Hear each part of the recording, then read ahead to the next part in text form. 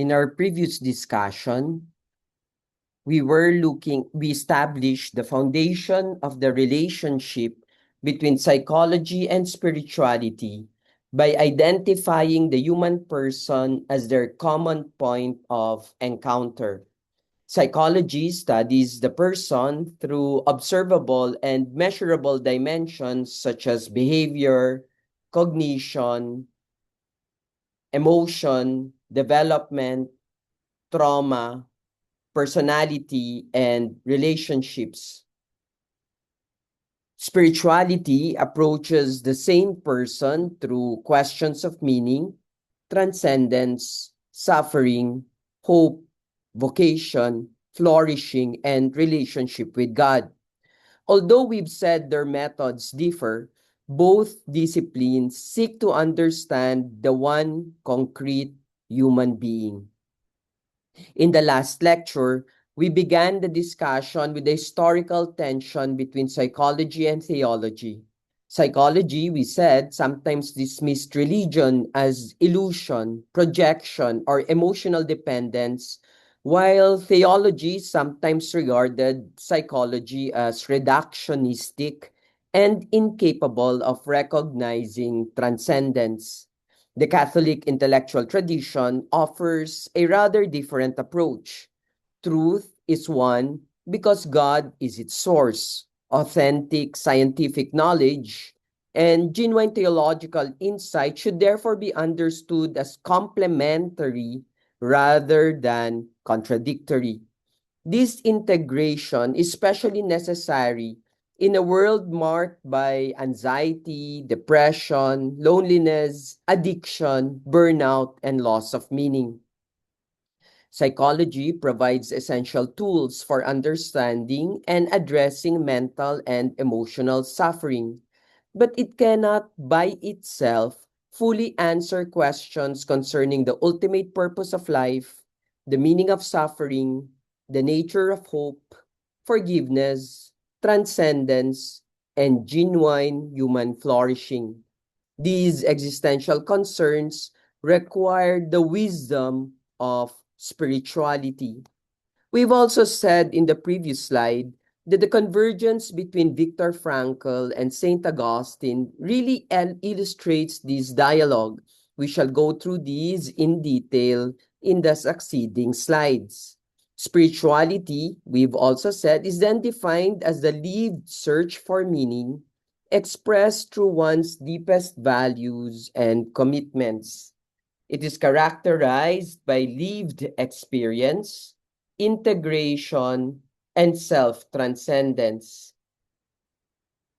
Christian spirituality affirms these qualities, but understands their fulfillment through a personal encounter with Jesus Christ, with God. It's therefore not reducible to self-improvement, emotional well-being, mindfulness, or moral idealism.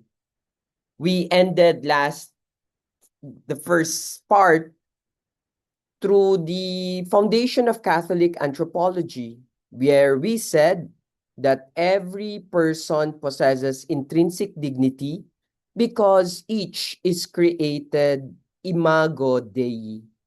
Christ reveals the fullest meaning of humanity and protects the person from every form of reductionism. The human being is not merely an object, diagnosis, behavior, or social function, but a person characterized by interiority, freedom, conscience, relationality, and openness to transcendence. In the first part of this lecture, we therefore provided a central framework for the course. Psychology explains many of the processes through which the person develop, suffer, relate, and heal, while spirituality reveals the transcendent meaning and ultimate direction of that development. Their responsible integration therefore allows for a fuller, more humane, and even more faithful understanding of the person. So, up to that point, we have only established the foundations of spirituality and psychology. In this second part, we we have seen that they share the same object, the human person, but approach that person through different methods. We have also explored the Christian understanding of the human person as created in the image of God and called to communion with Him. The question now becomes historical. Has psychology always recognized the spiritual dimension? The answer is no. In fact, for much of its early history, psychology was deeply suspicious of religion. Many of its earliest thinkers believed that spirituality was not a genuine dimension of human existence, but rather something that required explanation or, better yet, elimination. Let's look at the history in this slide on which I open the second part. We look at the history as a journey. Notice that the diagram is not a straight road. It bends and curves. That is significant. The relationship between psychology and spirituality has never been simple. It has been marked by disagreements, revisions, and gradual rediscovery.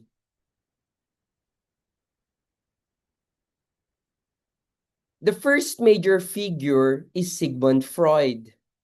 For Freud, religion was largely an illusion.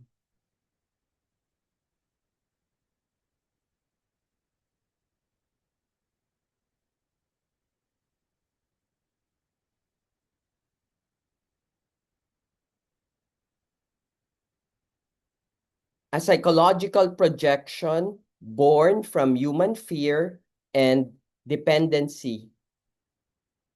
The second figure is Carl Jung. Jung begins to change the conversation. Instead of dismissing religion, he sees religious symbols as essential expressions of the human psyche. The third figure is Abraham Maslow. Although famous for his hierarchy of needs, Maslow later realized that the highest stage of human development is not self-actualization, but self-transcendence. The fourth figure is Kenneth Pargament. Rather than asking whether religion is true or false, Pargament asks what religion actually does in people's lives. Through empirical research, he demonstrates that spirituality often contributes to resilience, hope, recovery, and psychological well-being. Notice what this road represents. Psychology first tried to explain religion away. Later, it tried to understand religion. Finally, it began studying religion as an authentic dimension of human functioning. Phenomenologically, this mirrors many people's own lives. Some people begin with skepticism. Later, they encounter questions that science alone cannot answer. Eventually, they discover that spirituality is not opposed to reason, but addresses dimensions of life that empirical observation alone cannot fully explain. This historical journey prepares us for the next several thinkers whom we will examine individually. The road begins with perhaps the strongest critic of religion in modern psychology. To understand the later dialogue, we must first understand the perspective and qualms of, sorry, the perspective and qualms of Sigmund Freud. This is where we actually begin. Freud. Sigmund Freud remains one of the most influential figures in psychology, not only because he founded psychoanalysis, but because he fundamentally changed the way people thought about religion. Freud asks a simple but provocative question. Why do people believe in God? His answer was psychological rather than theological. According to Freud,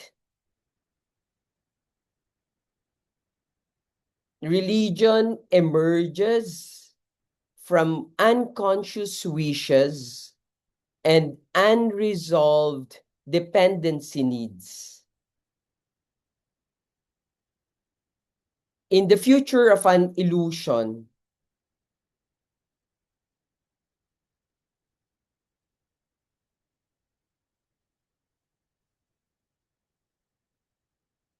he argued that belief in God functions as a projection of the all-powerful Father figure unto the universe. Religion becomes a way of managing anxiety, helplessness, and the uncertainty of life. Think about the experience of a child. When frightened, the child naturally turns to a parent. The parent provides protection. The parent explains what the child cannot understand. The parent offers reassurance. Freud believed that adults continue this same pattern. Unable to control illness, death, natural disasters, and suffering, human beings imagine a heavenly Father who offers protection and meaning. From Freud's perspective, religion satisfies emotional needs rather than revealing objective truth. Now, notice the contribution listed here. Freud challenges naive and unreflective religion. This remains an important insight. Not every religious practice is spiritually mature. Some people pray only when afraid. Others invoke God to escape responsibility. Still others use religion to justify prejudice or avoid confronting reality. Freud reminds us that religion can sometimes become psychologically unhealthy. This insight continues to influence pastoral counseling today. However, we also need to present Freud's limitation. Freud reduced all religious experience to psychopathology. In other words, because some religion is immature, he concluded that all religion is immature. This is reductionism. Reductionism explains a rich human reality by only one of its dimensions. Love is more than chemistry. Love is more than oxytocin, if you will. Beauty is more than brain activity. Likewise, religion may involve psychological processes, but it cannot simply be reduced to them. Psychology can explain how belief functions. It cannot determine whether the object of belief actually exists. Science can study prayer, but it cannot experimentally prove or disprove God. This distinction is fundamental throughout our course. If Freud interpreted religion as illusion, Carl Jung looked at the same phenomenon and arrived at almost the opposite conclusion. It takes another path. And that's a very interesting difference, especially between student and teacher. Carl Jung, as we've said, represents a remarkable turning point in the history of psychology, where Freud saw pathology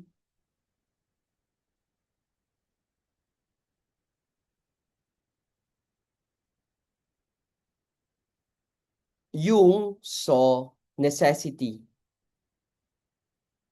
For Jung, religion was not merely a symptom of illness, but an essential expression of the human psyche.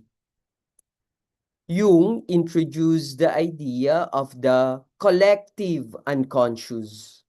Beyond our personal memories lies a deeper layer shared by humanity. Within this collective unconscious exist what Jung called archetypes. Across culture and civilizations, we repeatedly encounter similar symbols.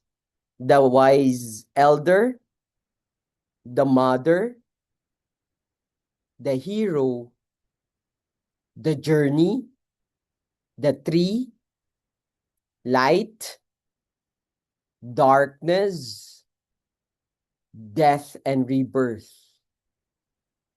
Why do these symbols appear everywhere? Jung believed they emerged because they reflect the deepest structures of human experience. Religion, therefore, becomes a symbolic language through which persons encounter realities larger than themselves. Notice another important term on this slide: individuation. Many people think maturity means becoming independent. Jung proposes something richer. Maturity means becoming whole. Every person possesses strengths and weaknesses, dreams and fears, conscious intentions and unconscious desires. Wholeness requires integrating these dimensions rather than denying them. Religious symbols often facilitate this process because they provide images through which the psyche understands itself. Look at the quotation. It is striking. Jung observed that among his patients over 35 years old, almost every serious psychological problem eventually became a religious problem. Notice what happens as people age. Early adult would ask, what career should I pursue? Whom should I marry? How much money should I earn? Later questions become different. Has my life mattered? What remains after success? Why am I here? What awaits me after death? These are no longer merely psychological questions. They are spiritual ones. And although Jung's understanding differs from Christian theology, his work reopens psychology to transcendence. He suggests that neglecting spirituality can itself contribute to psychological suffering. So if Jung teaches that mature persons naturally seek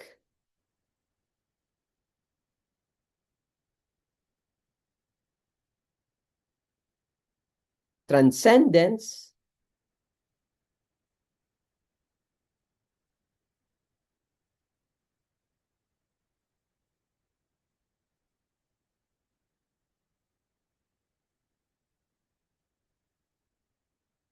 Abraham Maslow asks what the highest stage of human development actually looks like. Yes, Abraham Maslow. When students hear the name of Abraham Maslow, they usually think immediately of the hierarchy of needs: psychological needs, safety, love and belonging,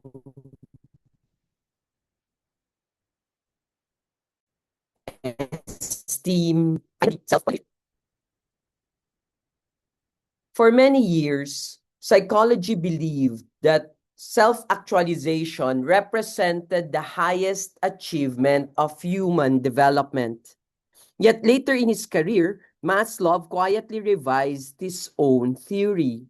This revision is one of the most important but least discussed developments in psychology. Maslow noticed that people who had already achieved success, creativity, competence, fulfillment continued searching. They sensed that something remained incomplete. And this led them to propose an even higher level: self transcendence. Notice the difference. Self actualization asks, how can I become my best self? Self transcendence asks, for whom do I exist? One question focuses on the individual, the other opens toward others. Phenomenologically, we observe this constantly. Parents often discover that their deepest fulfillment comes not from personal achievement, but from sacrificing for their children. Teachers often find joy not in titles, but in seeing students flourish. Healthcare workers endure exhausting schedules because caring for another person becomes more meaningful than personal comfort. These experiences point beyond the self. Maslow also introduced the concept of peak experiences. These are moments of overwhelming awe, standing before a vast mountain, watching the birth of a child, listening to beautiful music, experiencing profound gratitude. In such moments, ordinary self-consciousness seems to disappear. Our experiences, one experiences unity, wonder, and transcendence. Maslow interpreted these psychologically. Christian spirituality would often recognize them as moments of grace. Without intending it, Maslow brought psychology remarkably close to spirituality. He rediscovered that mature human development reaches fulfillment not in possessing more, but in giving more. If Maslow describes the highest level of human development, Viktor Frankl asks what allows human beings to endure even when everything else has been taken away. And that leads us to Viktor Frankl. Of course, Viktor Frankl is known for his book, Man's Search for Meaning. And that's something to pay attention to. Viktor Frankl occupies a unique place in psychology because his theory emerges not from comfortable academic speculation, but from unimaginable suffering. Frankl survived the Nazi concentration camps. In fact, he lost his family there.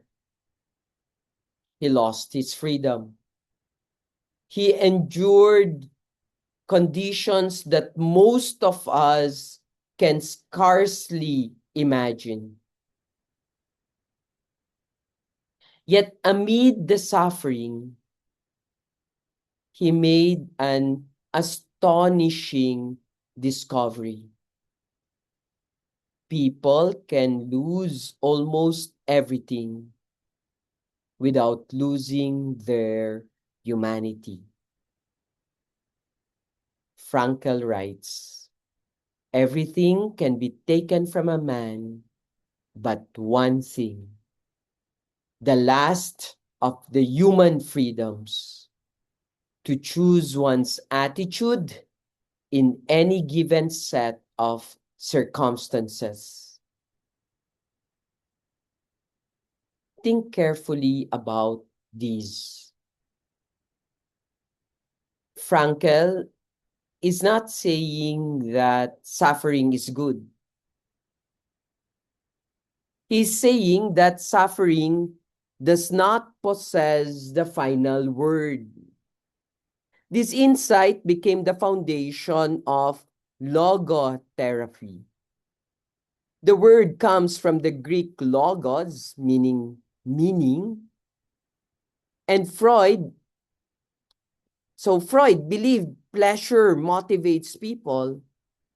Adler believed power motivates people. Frankl believed meaning motivates people. We recognize this in ordinary life. Parents sacrifice sleep because their children matter. Medical professionals work through exhaustion because healing matters. Missionaries endure hardship because their mission matters. So the greater the meaning, the greater the capacity to endure suffering.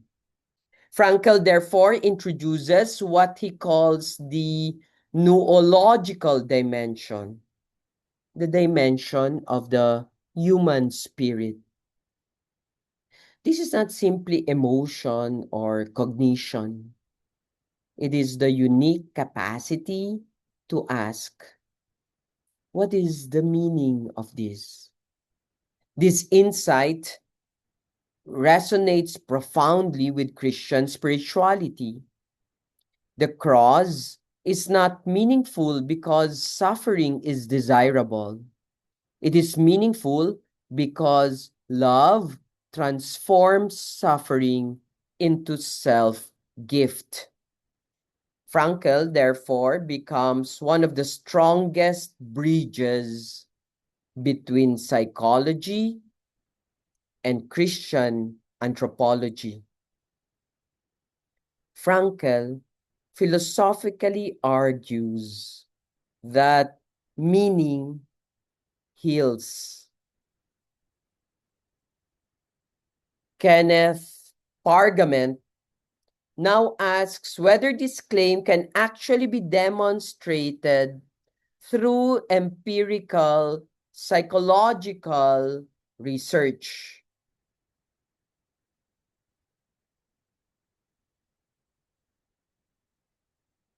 Kenneth Pargament represents the contemporary stage of psychology's engagement with spirituality.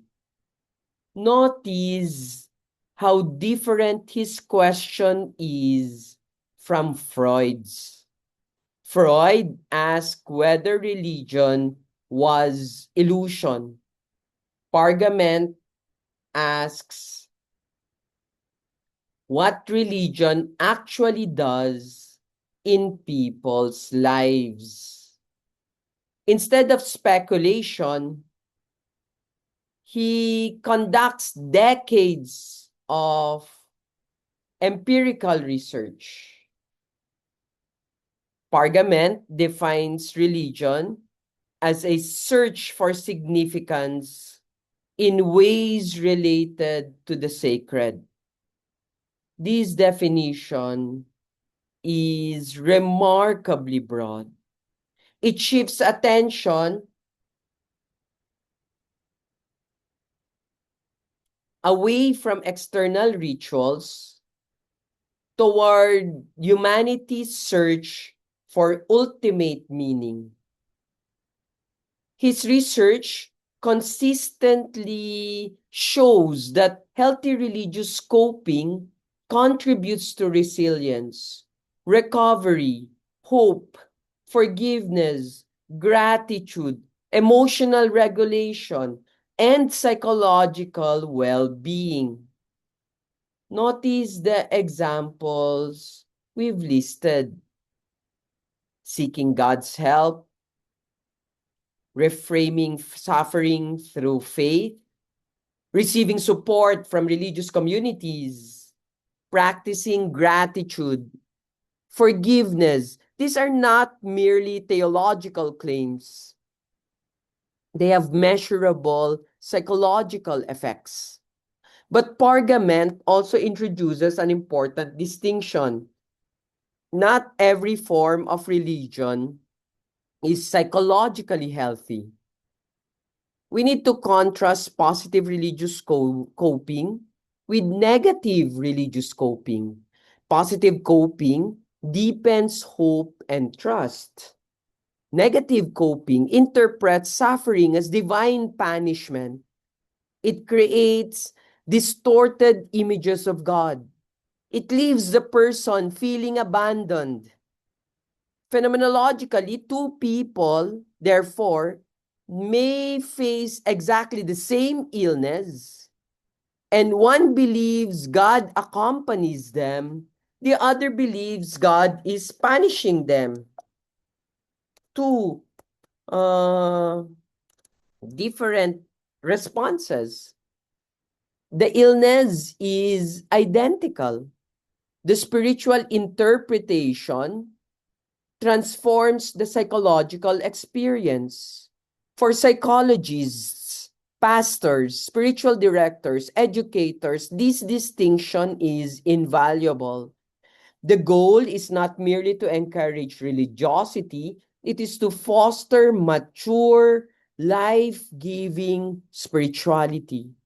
With Pargament, psychology reaches an important point in its history. It no longer dismisses spirituality as an illusion. It studies spirituality as a genuine human resource capable of shaping resilience, identity, healing, and meaning. These discussions is synthesized in the next slide, where we will look at Freud to Pargament again and see how psychology gradually moved from dismissal to dialogue. Having examined Freud, Jung, Maslow, Frankl, and Pargament, we now step back and look at the larger historical movement they collectively represent. This is perhaps the most important synthesis in this section of the course. Notice that this is not simply a chronology. It tells the story of an intellectual conversion within psychology itself. Psychology did not suddenly become interested in spirituality. It gradually rediscovered something that it had once believed unnecessary. That's why we say dismissal to dialogue. Let's follow the progression carefully. The first stage belongs to Sigmund Freud. Religion is understood as an illusion. Faith is interpreted as psychological projection. If religion exists, Freud argues, it exists because human beings are anxious, dependent, and fearful. Notice the direction of the explanation. Psychology explains religion. Religion contributes nothing to psychology. The second stage belongs to Carl Jung. Religion is no longer dismissed. Instead, religious symbols become psychologically meaningful. Prayer, myth, ritual, sacred stories become windows into the deepest structures of the psyche. Religion is not yet accepted as revelation, but it is acknowledged as psychologically significant. The third stage belongs to Abraham Maslow. Maslow quietly changes psychology's understanding of human development itself. He recognizes that mature persons gradually move beyond self-actualization into self-transcendence. This is an extraordinary development. The highest human development no longer ends with the self. It moves beyond the self. The fourth stage belongs to Viktor Frankl. Frankl introduces meaning as the deepest human motivation. He demonstrates that the human spirit possesses remarkable freedom even amid human suffering. Meaning is not simply another psychological variable. It becomes the very condition for survival and hope. Finally, we arrive at Kenneth Pargament. Pargament no longer debates whether religion should exist. He asks how religion functions. He investigates religious coping scientifically, and his work demonstrates that spirituality measurably influences resilience, emotional regulation, forgiveness, hope, recovery, and psychological health. Notice what has happened.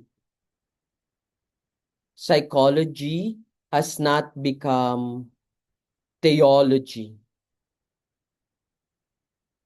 It remains psychology. In fact, it remains empirical. Its questions remain scientific. Yet, it now recognizes spirituality as a legitimate dimension of human functioning. We often begin by believing only what we can be immediately measured. And as life unfolds, however, suffering, love, beauty, sacrifice, and death confront us, we recognize something that exceeds measurement. We discover that human existence possesses depths that require language beyond mere mechanism. This historical development reminds us that scientific disciplines also grow. They revise themselves. They become more adequate to reality. And that is precisely what happened in psychology. It has not abandoned science.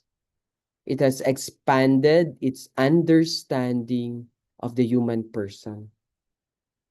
So if psychology has gradually rediscovered spirituality, what does this mean for institutions dedicated to forming persons? This is actually where our discussion actually makes more sense. When we start looking at Holy Angel, Catholic University, and even integral human formation. Until now, we have been discussing only ideas. Now we ask how these ideas shape education. The Second Vatican Council states a true education aims at the formation of the human person in the pursuit of his ultimate end and of the good of the societies of which he is a member. Notice the expression, the human person. Education is not simply the transmission of information, nor is it merely professional preparation. Education forms persons. Education forms persons. We need to stay there a little bit. We need to allow that to percolate a little bit.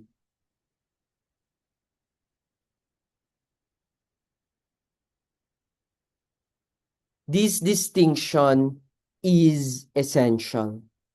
A university can produce highly competent graduates who nevertheless lack integrity. It can produce brilliant professionals incapable of compassion. It can produce technical expertise without wisdom. And the Catholic tradition refuses to identify education with information alone. That's why we call it integral human formation. The word integral comes from the idea of wholeness. To educate integrally means to educate every dimension of the person. And there are 5 dimensions at least: intellectual, moral, emotional, social, spiritual. Notice that none of these stands alone. Intellectual excellence without moral responsibility may become manipulation. Emotional sensitivity without truth may become sentimentality. Spiritual devotion without critical thinking may become fanaticism. And likewise, technical competence without compassion can become dangerous. Integral formation, therefore, seeks harmony among all different dimensions of human life. think of the teacher who changed your life. Perhaps you no longer remember every lesson, but you remember how the teacher made you think differently, see differently, treat others differently. Education transformed your way of being into the world, and that is formation. For Catholic universities, psychology and spirituality become indispensable partners. Psychology helps us to understand development, learning, emotion, trauma, relationships, and resilience. Spirituality directs these capacities toward wisdom, service, and communion with God. Education, therefore, concerns the whole person. If education aims at forming the whole person, then the university itself must become more than a place where information is exchanged. It must become a genuine human community.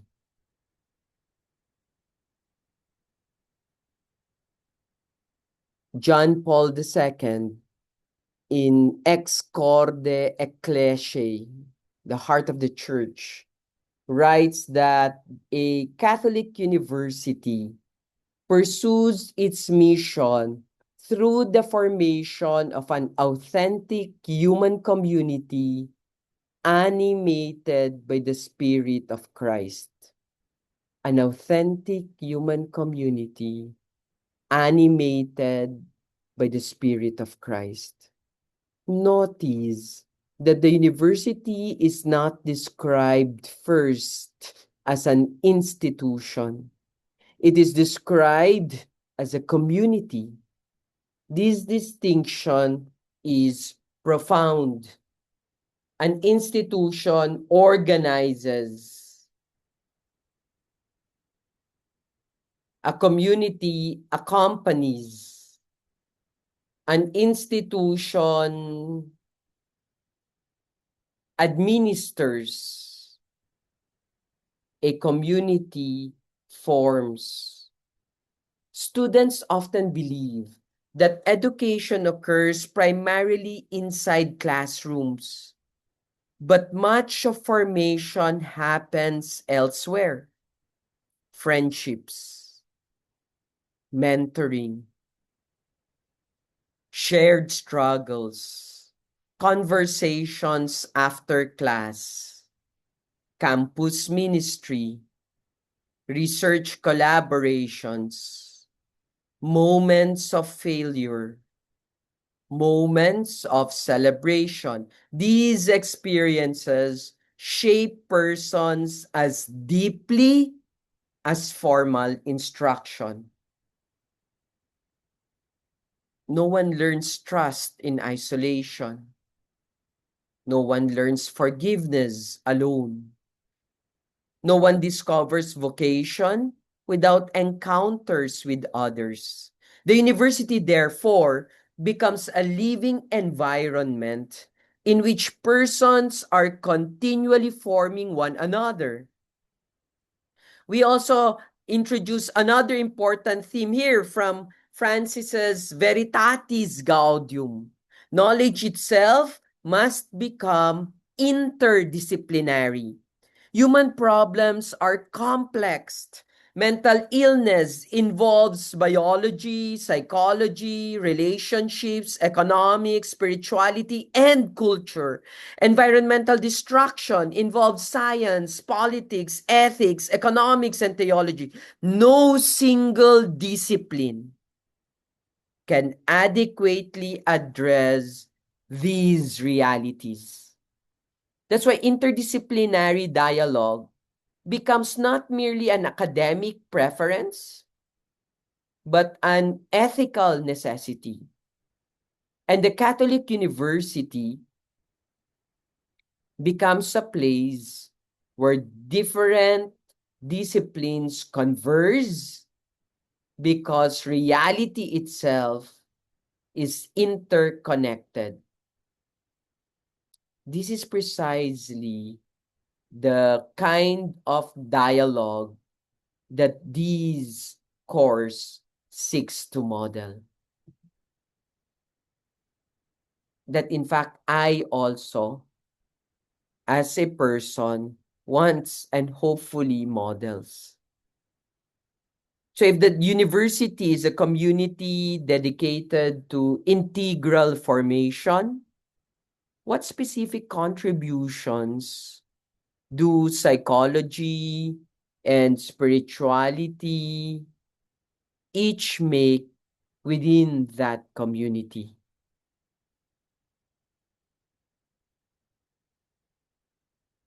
Psychology and spirituality in Catholic education. And take note, we're talking about Catholic education, but in our case, this is actually what HAU education actually means for us.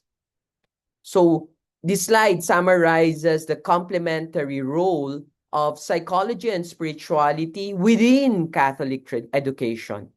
Notice first that the slide rejects competition.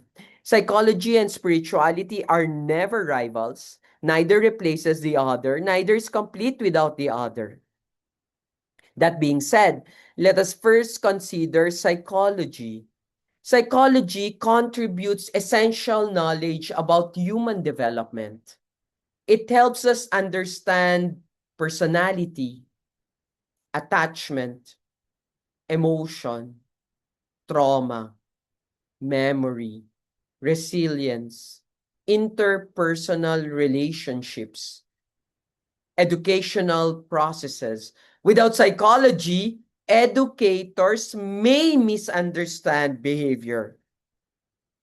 A student who appears lazy may actually be depressed. A child who seems disruptive may be experiencing trauma. A seminarian struggling with prayer may also be carrying unresolved grief. Psychology teaches us to look beneath appearances. Now consider spirituality. Spirituality contributes something psychology cannot provide. It asks not only how persons developed, but why. Not only how relationships function, but toward whom they are directed. It introduces the horizon of vocation, grace, communion, holiness, hope. The Christian story situates human development within creation, redemption, and eternal communion with God. Notice that psychology explains mechanisms, spirituality reveals meaning. Psychology studies functioning, spirituality studies purpose. Psychology asks how persons become healthier. Spirituality asks what kind of person they are called to become. So a student may become academically successful yet remain profoundly empty. Another may possess modest abilities yet live with extraordinary generosity and joy. The goal of Catholic education is not simply competence, it is wisdom. Not merely achievement, but holiness expressed through responsible service. Only together, only together do psychology and spirituality adequately serve the human person. Having examined education, we now return to the broader philosophical question: how should we ultimately understand the relationship between philosophy, between psychology and spirituality? But because we've been talking already for almost an hour, I'd like to end it here for the moment. And let's summarize first what we've been talking about in the past 10 slides. So in the past 10 slides so far, we've looked into the historical, we've looked at psychology's rediscovery of spirituality and its role in Catholic education. We traced psychology's gradual movement from suspicion of religion toward a more serious and empirically grounded engagement with spirituality. The presentation basically shows that this development was neither immediate nor linear. Early psychology regarded religion as an illusion or pathology, but latter thinkers recognized that spirituality, meaning, transcendence, coping, are legitimate dimensions of human life. We've looked at Sigmund Freud, who represented the skeptical beginning of this psychology, having interpreted religion as an illusion generated by unconscious wishes, fear, helplessness, and unresolved dependency needs.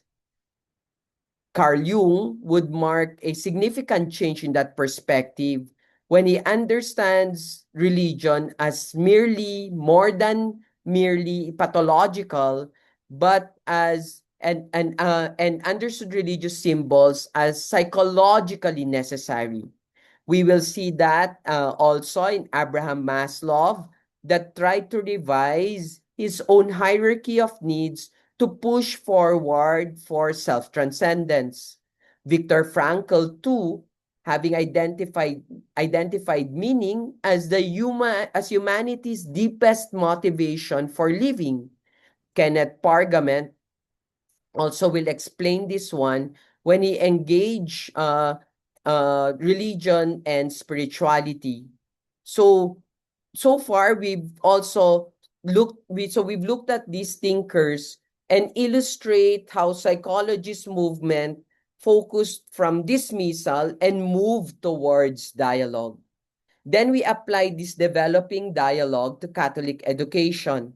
Catholic education does not aim merely at transmitting information or preparing students for employment, but its purpose is on integral human formation. This formation takes place within an authentic human community animated by the Spirit of Christ. Psychology and spirituality, therefore, has indispensable but distinct roles in Catholic education. Psychology contributes knowledge concerning development, personality, cognition, emotion, trauma, resilience, and relationships. It helps educators and pastoral workers understand behavior with greater realism and compassion. So in this chunk of your lecture, we've looked at psychology's rediscovery and how it has important consequences for education and human formation. Spirituality should neither be dismissed as pathology, nor should it be accepted uncritically. It must be understood, discerned, and integrated responsibly. Within Catholic education, psychology supplies essential insights into the processes of human development, while spirituality situates the development within a larger horizon of meaning, grace, self-transcendence, and the common good. In the third tranche of this lecture, we will continue where we ended, and this is the week 1, part 2, and please wait for week 1, part 3 of the lectures. Thank you very much and have a nice day, everyone.